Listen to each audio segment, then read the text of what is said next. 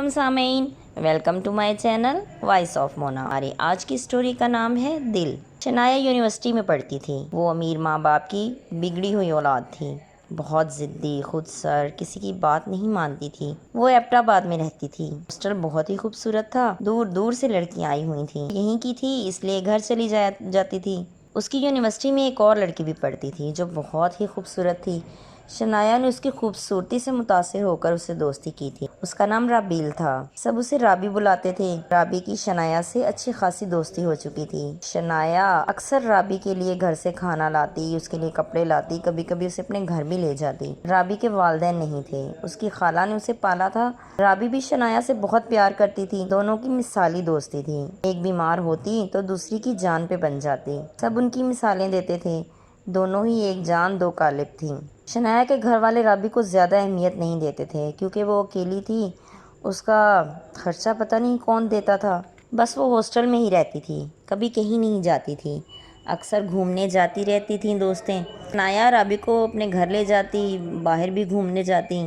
رابی پڑھائی میں شنایا سے بہت آگے تھی، وہ ہمیشہ اچھی پوزیشن لیتی تھی، ہر کوئی رابی کو اہمیت دیتا تھا۔ رابی تھی بھی بہت اچھی، مخلص، پرخلوص، محبت کرنے والی، جان نچھاور کر دینے والی۔ ایک دن اچانک شنایا کی طبیعت خراب ہو گئی، اسے ہاسپٹل لے کے گئے، پتہ چلا اس کے دل کا مسئلہ ہے اور دل کے مسئلے کی وجہ سے وہ ہسپتال میں ہی ایڈمٹ ہو گئی۔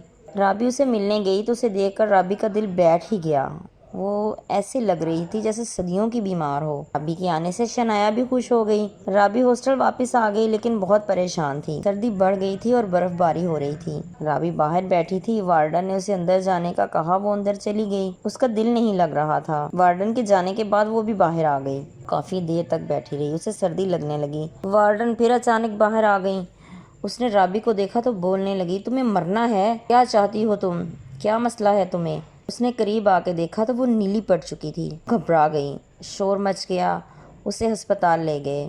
اسے سردی لگ چکی تھی، اس کی حالت بہت خراب تھی، آنن فانن اس کی حالت بگڑ گئی اور وہ چل بسی۔ سب حیران پریشان تھے کہ یہ کیا ہو گیا۔ وہ پہلے ہی ہسپتال والوں سے بات کر چکی تھی اور کس وقت اس نے بات کی اس کا کسی کو بھی پتہ نہیں تھا۔ اس کا دل شنایا کو لگا دیا گیا۔ شنایا کو ہوش آیا تو اسے پتہ چلا کہ رابی کا دل اب اس کے اندر دھڑک رہا ہے۔ وہ دل پہ ہاتھ رکھ کے رو دی، اس کا دل زور زور سے دھڑک رہا تھا، جیسے وہ کہہ رہی ہو، شنایا میں تمہارے اندر ہوں اور رہوں گی۔